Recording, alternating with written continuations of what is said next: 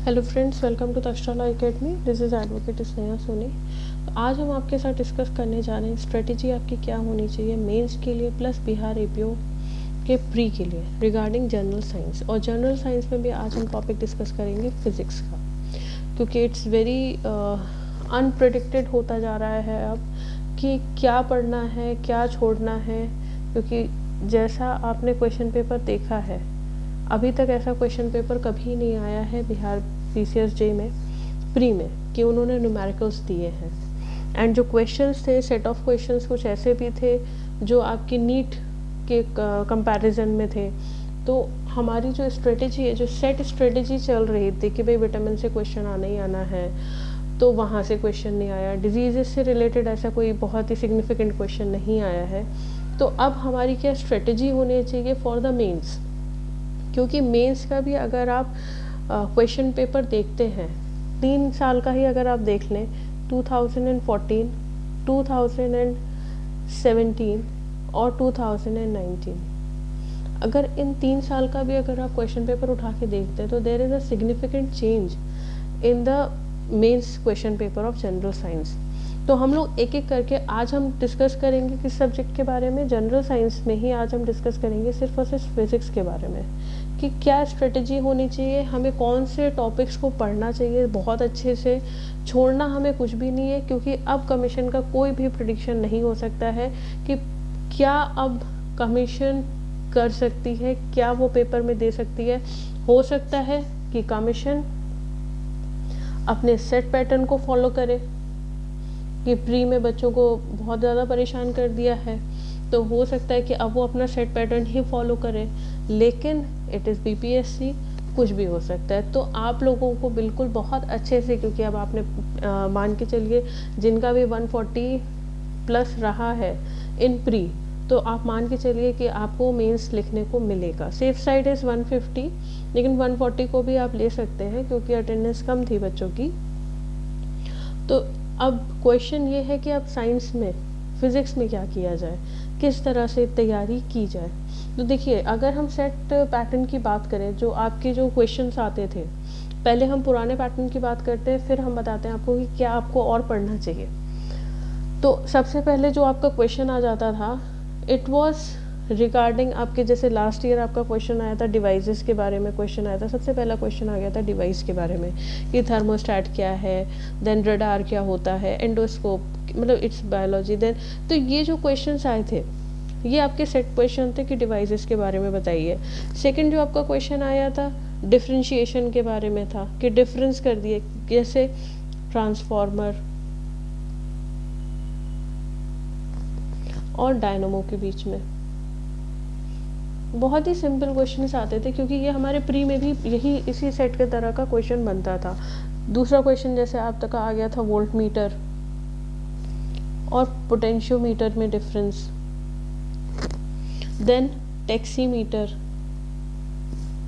और टोकोमीटर में difference, velocity और एक्सेलरेशन के बीच में डिफरेंस, एमीटर और गैल्वेनोमीटर के बीच में डिफरेंस। तो ये आपके सिंपल सेट पैटर्न वाले क्वेश्चंस हैं, ठीक। सेकंड, अगर हम सेकंड क्वेश्चन की बात करते हैं तो इसमें आपका आ गया था कि जो in a solution of a soap large bubbles can be produced. जो साबुन का घोल होता है उससे बड़े बबल्स बनते हैं ड्यू टू सरफेस टेंशन। तो ये जो सिंपल जो डेली वाले जो क्वेश्चंस होते थे वो आपका पैटर्न चल रहा था, ठीक। एप्लीकेशन ऑफ लेज़र हो गया, application of photo electric sales हो गया।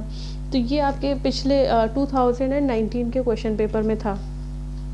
अगर हम 2014 का क्वेश्चन पेपर देखते हैं तो 2014 में आपका जैसे क्वेश्चन आ गया infrared rays, it is important topic. Then ultrasound, okay. फिर आपका कंडक्शन एंड इंसुलेटर के बीच में डिफरेंस आ गया। फिर सीएफएल और एलईडी के बीच में डिफरेंस आ गया। इस तरह के आपके डिफरेंसेस आ जाते हैं। तो अगर आप जैसे एक क्वेश्चन और आया था 2014 में, 14 नहीं, ये आया था आपका 2017 में, आपका एक्सरे आ गया, ओके। Electron, proton neutron. ये जितने भी सेल के आपके ये होता है ना आपका, यहाँ पे आपका रहता है प्रोटॉन न्यूट्रॉन, और इलेक्ट्रॉन्स आपके बाहर जो आपकी ऑर्बिट होती है उसमें रहते हैं इलेक्ट्रॉन। तो इसके बारे में एक ही क्वेश्चन में तीनों चीज़ें आपकी पूछ ली थी, ठीक। और एवरी कंटेन्स 2 मार्क, एक्सरे भी 2 मार्क का था, इलेक्ट्रॉन भी 2 मार्क का, प्रोटॉन भी 2 मार्क का, और न्यूट्रॉन भी 2 मार्क्स का था। तो क्वेश्चन इस टाइप के बनते। Then ice floats in water, Archimedes का फ्लोटिंग प्रिंसिपल है। Sound wave causes pressure, then light has wave nature. तो ये जो सिंपल से क्वेश्चंस आपके फ्रेम हो रहे थे टिल लास्ट ईयर। अब पैटर्न हमें चेंज इसलिए करना है, ज़्यादा हमको इसलिए पढ़ना है क्योंकि जो प्री में हुआ है, काफ़ी बच्चे परेशान थे। जो प्री का क्वेश्चन पेपर आया है उसको लेके काफ़ी ज़्यादा एक केओस है कि अब मेंस में क्या होगा, अब मेंस में क्या स्ट्रेटेजी रहनी चाहिए। तो एक लिस्ट बनाई है कि आपको क्या पढ़ना चाहिए। छोड़ना तो अब आपको कुछ भी नहीं है, थोड़ी और बारीकी से पढ़ना है, ठीक। तो जैसे हम पढ़ते हैं unit and measurements, SI units हम लोग पढ़ के ख़त्म कर देते हैं। तो you can do one thing कि आप CGS को भी एक बार देख लें, FPS को भी आप एक बार देख लें, और MKS को भी। ये सारी कैसी हैं, ये सब है डेराइव्ड यूनिट्स। CGS का मतलब होता है centimetre, gram and second. FPS का मतलब होता है फुट, पाउंड और सेकेंड। MKS का मतलब होता है मीटर, किलोग्राम और सेकेंड। बेसिक जो मोशंस हो जाते हैं, ये एक टॉपिक हो के देन होता है बेसिक मोशन। बेसिक मोशन में जैसे आपकी स्पीड आ जाती है, वेलोसिटी आ जाता है, एक्सेलरेशन आ जाता है, तो ये बेसिक आपके मोशंस हो गए। देन न्यूटन के लॉज वेरी इंपॉर्टेंट है, न्यूटन लॉज। तो न्यूटन की अगर हम बात करते हैं तो उसमें 3 लॉ ऑफ मोशन है। तो जो फर्स्ट वाला है उसमें भी 3 दिए हैं, inertia of motion, inertia of direction. तो इस तरह से करके कितने न्यूटन के लॉज हो जाते हैं, 3 लॉज हो जाते हैं। देन आता है Pascal law of pressure. Simple जो इम्पॉर्टेंट लॉज है वो आपको पता होना चाहिए। Pascal's law of pressure. Next आ जाता है Kepler's law of planetary motion. अब अगर हम साउंड में जाते हैं तो साउंड में भाई अल्ट्रासाउंड वगैरह तो है ही है, साथ में कुछ और साउंड में आपके आ जाते हैं। जैसे आपका आ जाता है sonic boom, it is important. Sonic boom के बारे में आपको लिखने को आ गया 5 लाइन तब। देन आ जाता है आपका रिफ्लेक्शन ऑफ साउंड, किस तरह से रिफ्लेक्ट हो जाती है, साउंड कैसे रिफ्लेक्ट होती है। फिर आपका आ जाता है इको, ठीक। तो ये कुछ आपके टॉपिक्स हो जाते हैं साउंड से रिलेटेड। देन आता है आपका डॉपलर इफेक्ट भी आ जाता है। तो अगर इसके बाद हम आते हैं लाइट में। लाइट की अगर हम बात करते हैं तो लाइट में आपकी 3 चीज़ें तो होती हैं। जैसे लाइट किसी मीडियम पे पड़ती है, किसी भी सरफेस पे आपके पड़ती है, तो 3 चीज़ें होती हैं। या तो वो क्या होती है, लाइट एब्जॉर्ब हो जाती है, एब्जॉर्प्शन, या सेकेंडली वो क्या हो जाती है, ट्रांसमिट हो जाती है, या क्या होती है, रिफ्लेक्ट हो जाती है। तो ये इनके बारे में आपको पता होना चाहिए। देन आता है आपका मिरर। तो टाइप्स ऑफ मिरर से पहले भी क्वेश्चन आ चुका है, प्लस आपको मिरर में कॉन्केव और कॉन्वेक्स भी पढ़ना है। ग्लासेस के बारे में भी क्वेश्चन आ चुका है, जो हमने आपके प्री के लेक्चर में भी डिस्कस किया था। जो आपका क्राउन ग्लास होता है वो किसका कॉम्बिनेशन होता है, तो ये आपके मेंस में भी क्वेश्चन पूछा जा चुका है। देन प्रिज्म से क्वेश्चन आ जाता है। नेक्स्ट क्वेश्चन आपका बन सकता है लॉ ऑफ थर्मोडायनामिक्स, क्योंकि यहाँ से आपका क्वेश्चन बना था एक प्री में। एंथैल्पी और एंट्रोपी को लेके क्वेश्चन आ चुका है। देन आपका आ जाता है प्रोसेस। एक तो हमारे लॉज होते हैं थर्मोडायनेमिक्स में, एक होता है आपका प्रोसेस ऑफ थर्मोडायनेमिक्स। बेसिकली ये है कि आपको इनके बारे में अगर आप 2-3 बार उसको रीड भी कर लोगे ना, तो एक कम से कम एक पिक्चर बनी रहेगी आपके दिमाग में कि अच्छा हाँ ठीक है, ये वर्ड हमारा फेमिलियर है।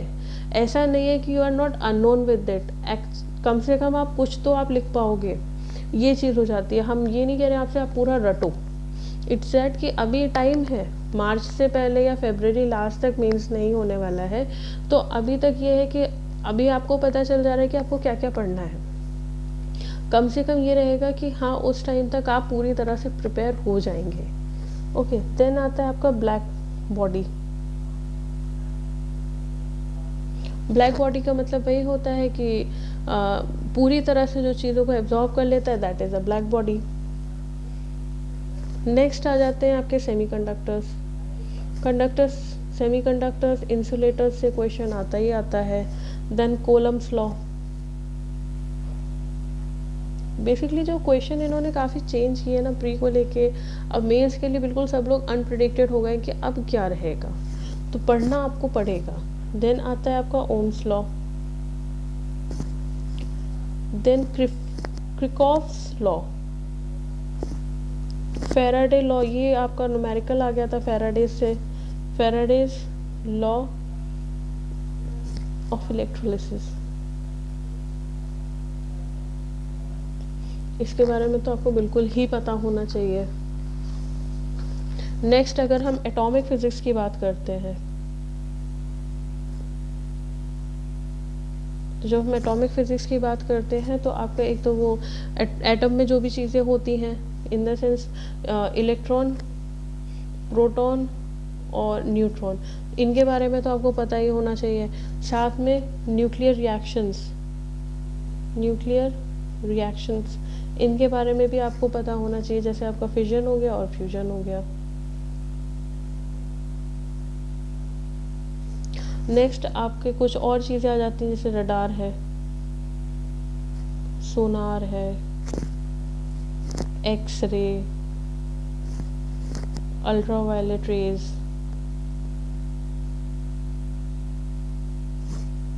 Surface tension,